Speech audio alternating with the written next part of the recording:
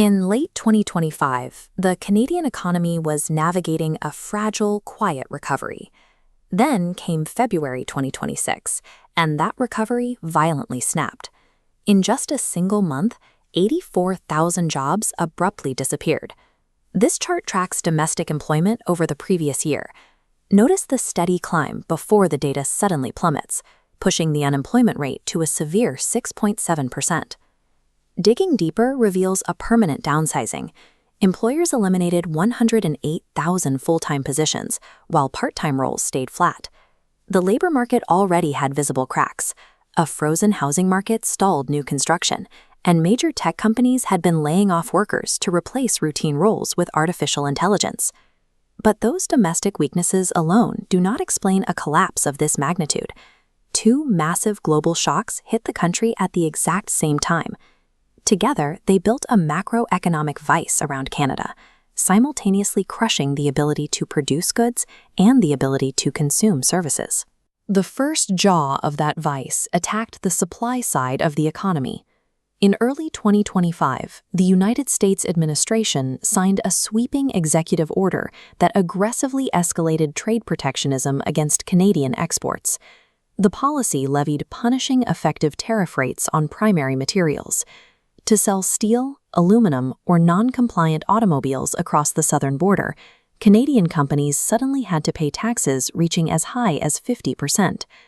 Look at this idle assembly line. This became the reality across Ontario, the geographic anchor of the country's industrial sector. With export costs artificially inflated by the tariffs, heavy manufacturing ground to a halt. The damage to the labor market was direct and measurable.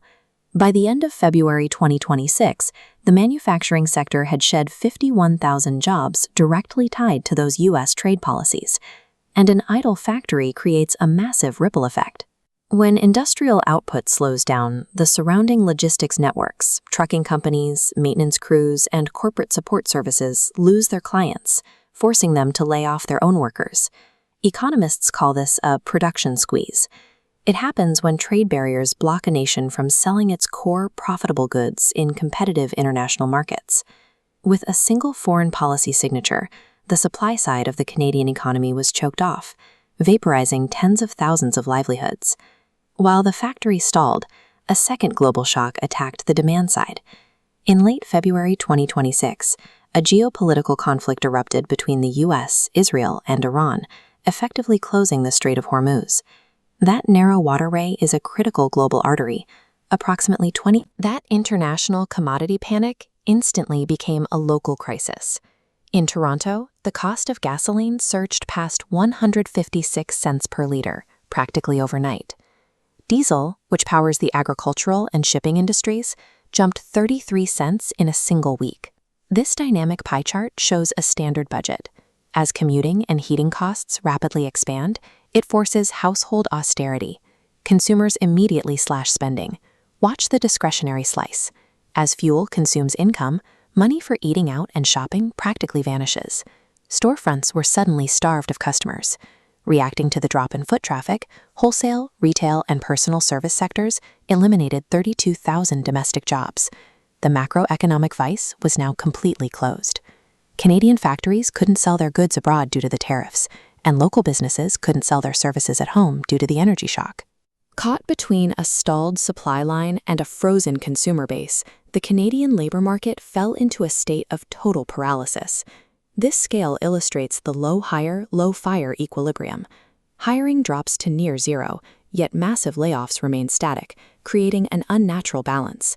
This is retention bias. Having struggled to find talent post-pandemic, companies are hoarding skilled workers, refusing to open new positions. This sluggish churn carries a heavy human cost.